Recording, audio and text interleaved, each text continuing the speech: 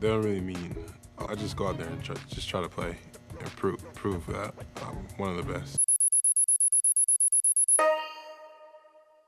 Vernon A. Carey Jr., born February 25, 2001. In an era where big men are expected to run the floor like guards, stretch the defense like wings, and switch on to point guards like their 6'5" lockdowns, Vernon Carey Jr. was born about a decade too late. A throwback big with soft hands, solid footwork, and a frame built for pink dominance, Carey did everything right on paper. 5-star recruit, McDonald's All-American, one and done at Duke, where he averaged nearly 18 points and 9 rebounds a game, or nearly 58% shooting. ACC Freshman of the Year, All-ACC First Team, and top 10 talent by production. Yet when the NBA draft came, he slipped to the second round. And from there, things only got worse. He wasn't lazy, he wasn't a bust, and he wasn't untalented. But in the ever-shrinking window for traditional big men, Carey fell into the crack between what the league used to value and what it demands now. He moved well for his size, he even flashed a potential face-up game and tried extending his range, but none of it mattered. Teams didn't want patience, they wanted versatility, and Carey, despite all his collegiate dominance, was seen as too rigid a fit. He bounced from Charlotte to Washington, got waived by Utah before playing a game, and eventually, like so many fringe prospects, had to go overseas to keep his basketball dreams alive. In 2023, he joined Turkish team Pinar, bringing his name and talent to the Basketball Champions League. It should have been a resurrection, and for a moment it was. Carey debuted with an 18-point performance that reminded everyone the player he was supposed to be. But not long after, his career took another turn. In March 2024, he suffered a serious knee injury that cut his season short and left his future uncertain once again. For a player who once seemed destined to anchor NBA front courts, Vernon Carey Jr. has become an example of how timing, perception, and modern basketball politics can quietly erase potential. The league didn't have time to wait on Carey to evolve, and by the time he found space to grow, his body gave out. But how did it all happen so fast? This is the story of Vernon Carey Jr., a player who looked too big to fail, but never found an opportunity not to in the NBA. What happened? Let's talk about it. Salute to Kai Rylan on IG for this request. It's your boy JC Stunted Growth. Let's get it, man. Take a minute to like, subscribe, and comment on who I should do next.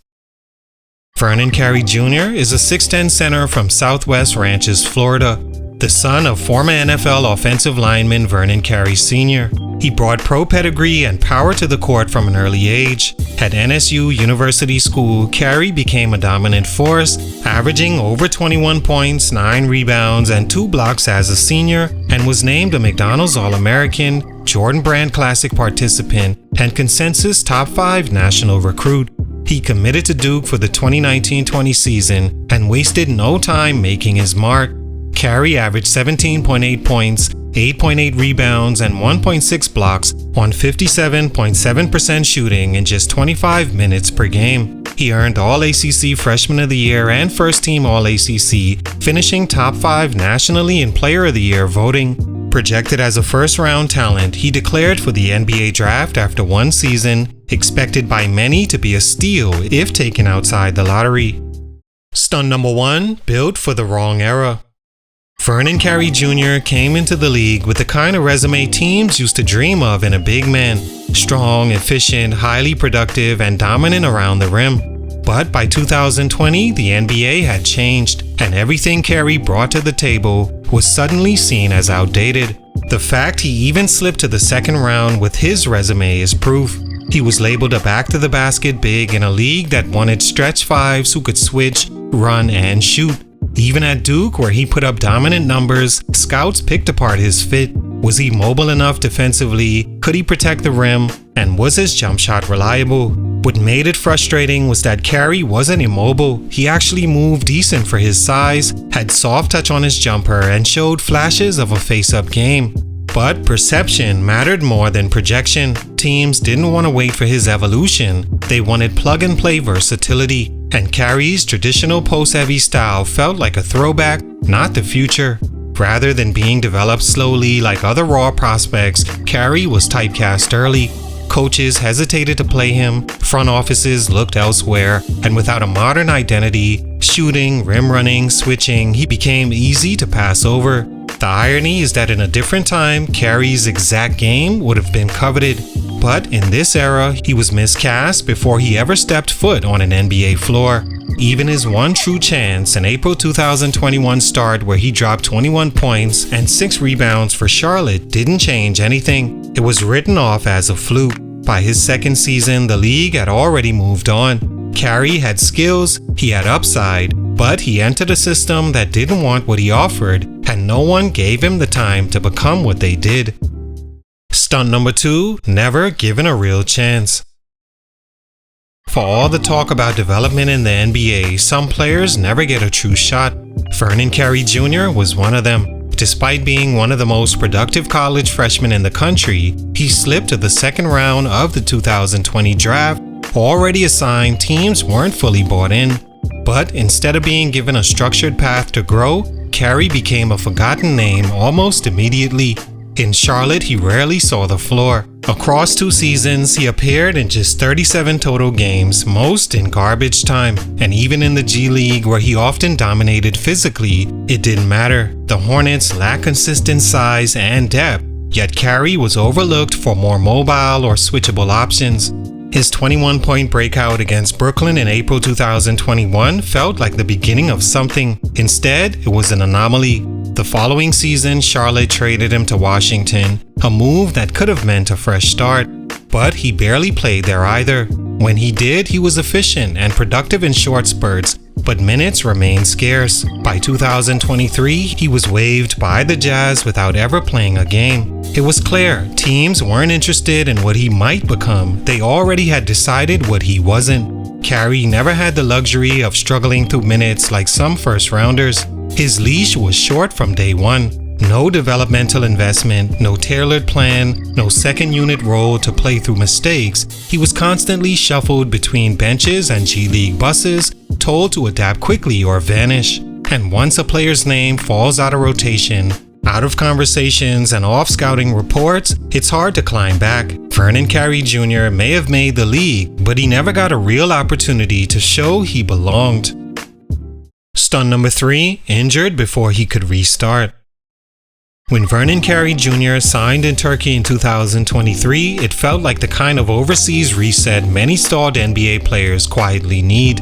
He was only 22, still young enough to reshape his narrative, and early signs were promising. In his Basketball Champions League debut, he scored 18 points and looked like the centerpiece Pinar hoped for, a dominant interior force with smooth footwork and an expanded offensive game. The plan was to prove himself internationally, then earn another shot at the league, or build a successful long-term overseas career. But that plan was derailed before it could begin. In March 2024, Carey suffered a significant knee injury during BCL play.